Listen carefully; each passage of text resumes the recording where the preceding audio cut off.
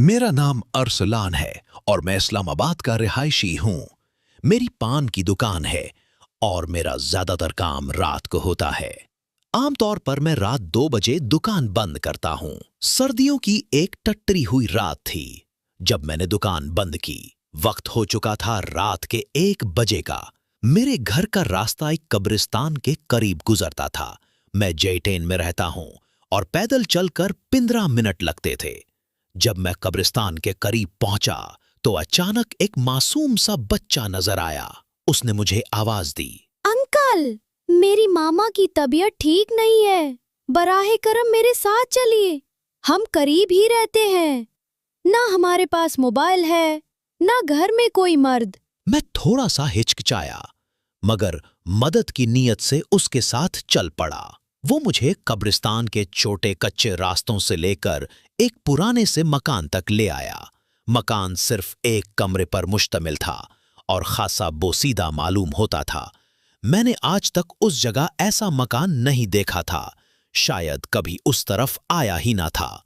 हम जैसे ही अंदर दाखिल हुए तो एक औरत चारपाई पर बैठी खांस रही थी। वो रोटी खा रही थी।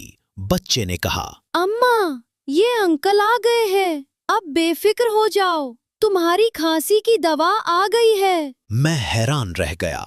मैंने फौरन कहा, बहन, मैं तो कोई डॉक्टर नहीं हूँ, अगर आप चाहें तो मैं आपको डॉक्टर के पास ले चलता हूँ। उस औरत ने जवाब दिया, भाई जरा सब्र करो, मेरा मैया आ रहा है, वो ही मुझे ले जाएगा।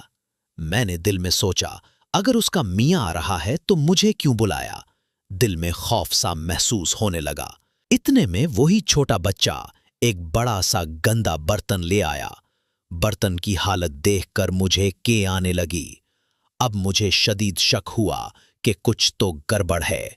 मैंने जल्दी से कहा, बहन, मैं चलता हूं, आपका शौहर आ जाएगा, वो ही आपको ले जाएगा। मैं उठा और दरवाजे की तरफ बढ़ा ताकि बाहर निकल जाऊं, लेकिन अचानक वही बच्चा दरवाजे के दरमियान खड़ा हो गया। वो गहरी आवाज में बोला, बैठ जाओ आराम से, वरना तुम्हारी खैर नहीं। मैंने दिल में सोचा, बच्चा है, धक्का देकर निकल जाऊंगा। जैसे ही मैंने कदम आगे बढ़ाया, उसकी आंखें चमक उठीं। वो जोर जोर से हंसने लगा और चीख कर बोला, अम्मा, इसके खून से तुम्हारी खांसी ठीक हो जाएगी। 1 महीने बाद तो ऐसा शिकार मिला है। ये सुनते ही मेरे रोंगटे खड़े हो गए। कदम जैसे जमीन से चपक गए। समझ ही ना आया क्या करूं। अचानक मुझे बाबा जी का दिया हुआ तावीज याद आया जो मैंने गले में पहना हुआ था। मैंने फौरन उसे थामा और बुलंद आवाज से 4 कुल पढ़ने लगा। उसी लम्हे जोरदार चीखें गूंजी और जब आंख खुली तो ना वो बच्चा था, ना वो औरत। मैंने मौके गनीमत जाना और दौड़ लगा दी। लड़खड़ाता गिरता पड़ता कब्रिस्तान से बाहर निकला और अल्लाह का शुक्र अदा किया कि उसने मेरी जान बचा ली।